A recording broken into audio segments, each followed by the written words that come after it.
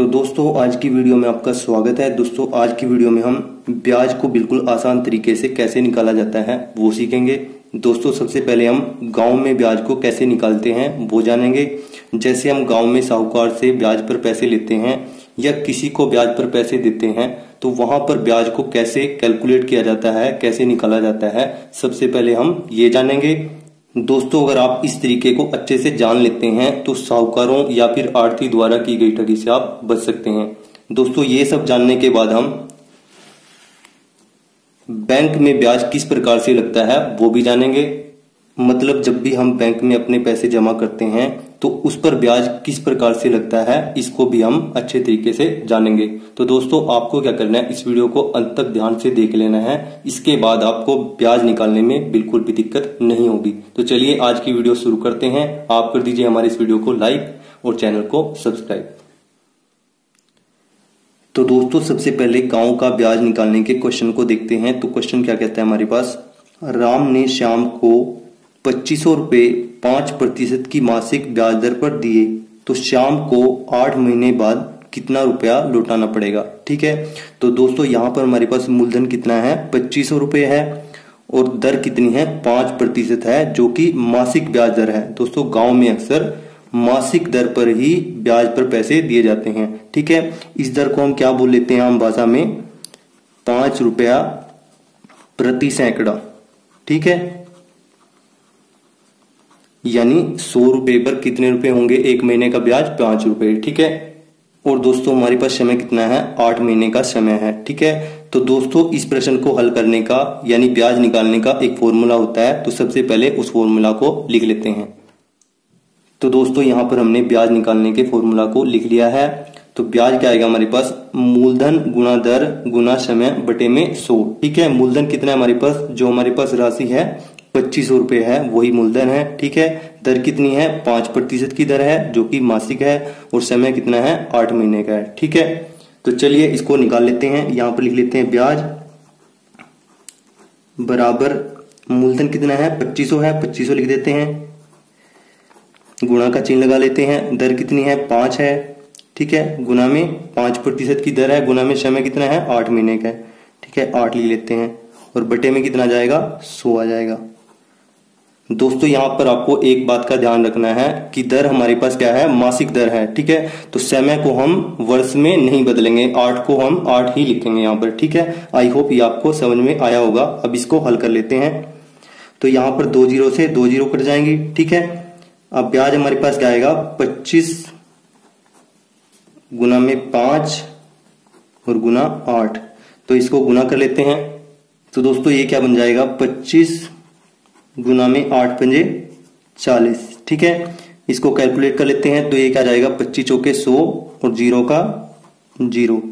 ठीक है, तो ब्याज हमारे पास कितना निकल के आया, 1000 रुपये निकल के आया। दोस्तों ये हमारे पास केवल ब्याज निकल के आया है। श्याम को 8 महीने बाद कितने रुपए लौटाने होंगे, उसमें क्या होगा, 2500 रुपए का जो मूलधन था वो तो उसको देना ही देना होगा, साथ में ये ब्याज की रकम भी ऐड हो जाएगी। तो चलिए निकाल लेते हैं। श्याम द्वारा लौटाई जाने वाली राशि कितनी होगी, मूलधन जमा ब्याज। ठीक है, दोस्तों मूलधन कितना था हमारे पास, 2500 रुपए था। तो 2500 जमा कर देंगे 1000।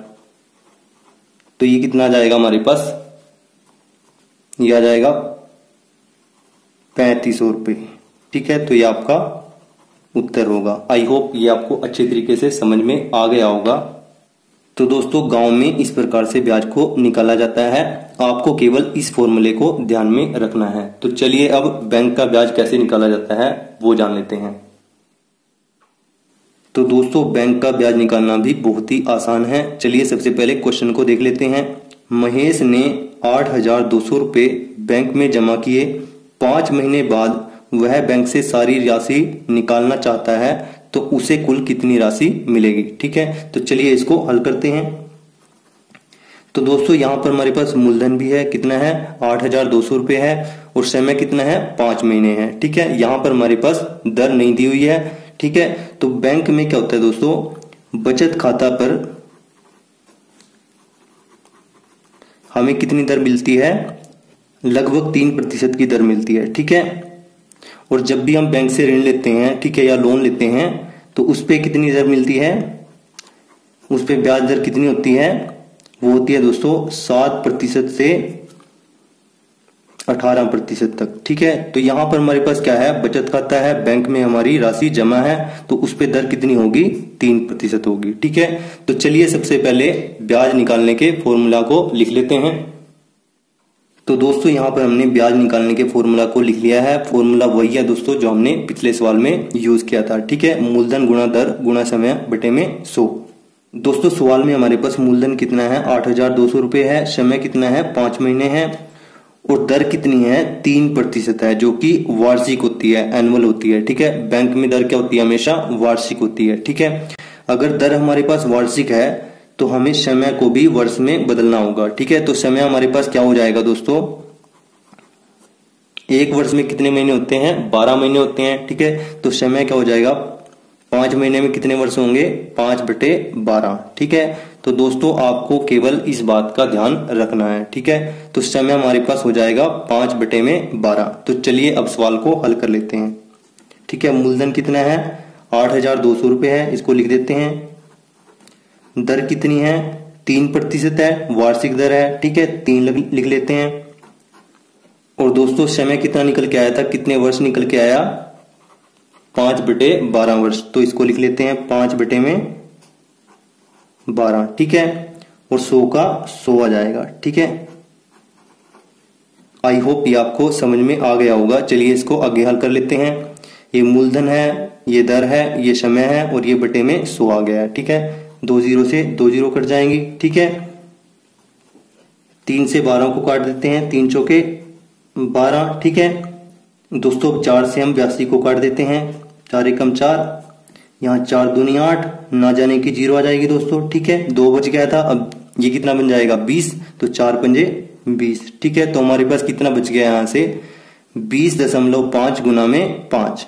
ठीक है, 20.5 गुना में 5, ये 20.5 है और ये 5 है, तो हमारे पास यही बच गया। इसको गुना कर लेते हैं, 5 25, 2 हमारे पास हासिल बच गया। ठीक है, दशमलव को थोड़ी देर के लिए भूल जाते हैं, 5 0 0 0 और 2 कितना बन जाएगा, 2 बन जाएगा। ठीक है, 5 दूनी 10। ठीक है दोस्तों, यहां पर हमारे पास कितने अंक के बाद दशमलव था, 1 के, तो यहां पर भी 1 अंक के बाद दशमलव लग जाएगा। ठीक है, तो आपके पास ब्याज कितना निकल के आया, 102 रुपये 50 पैसे। ठीक है, आई होप ये आपको समझ में आया होगा। तो दोस्तों महेश को 5 महीने बाद बैंक से कितनी राशि मिलेगी, मूलधन जमा में ब्याज। ठीक है, तो जोड़ देते हैं।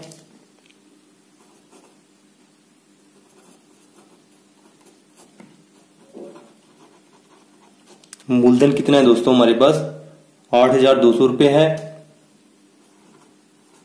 लिख लेते हैं इसको। ठीक है, और ब्याज कितना निकल के आया, 102 रुपया 50 पैसे। ठीक है, तो चलिए जोड़ देते हैं, 50 पैसे एलटी आ जाएंगे। ठीक है, ये कितना आ जाएगा, 2, ये आ जाएगा 0, ये आ जाएगा 2 और 1 3, और ये आ जाएगा 8। ठीक है, तो महेश को बैंक से कितने रुपए मिलेंगे, 8,302 रुपये 50 पैसे। ठीक है, आई होप ये सवाल आपको अच्छे तरीके से समझ में आ गया होगा। दोस्तों आपको केवल एक बात का ध्यान रखना है कि गांव में जो ब्याज निकाला जाता है उसमें दर हमेशा, ठीक है, आमतौर पर मासिक दर होती है। ठीक है, और बैंक में जो ब्याज निकाला जाता है उसमें दर हमेशा वार्षिक होती है। ठीक है, तो यहां पर हमारे पास समय कितना था, 5 महीने था, तो सबसे पहले हमने इसको वर्ष में बदलना होगा। ठीक है, क्योंकि दर हमारे पास क्या है, वार्षिक है। तो आई होप ये सवाल आपको अच्छे तरीके से समझ में आ गए होंगे। इसी तरीके को अपनाते हुए यहाँ पर जो एक सवाल दिया गया है उसको हल करके आप कमेंट बॉक्स में उत्तर जरूर बताएं। अगर आपको हमारी ये वीडियो समझ में आई और आपको ये वीडियो अच्छी लगी तो वीडियो को लाइक करें, दोस्तों के साथ शेयर करें, चैनल पर नहीं हो तो चैनल को सब्सक्राइब भी जरूर कर लें। Thanks for watching this video. जय हिंद, जय भारत दोस्तों।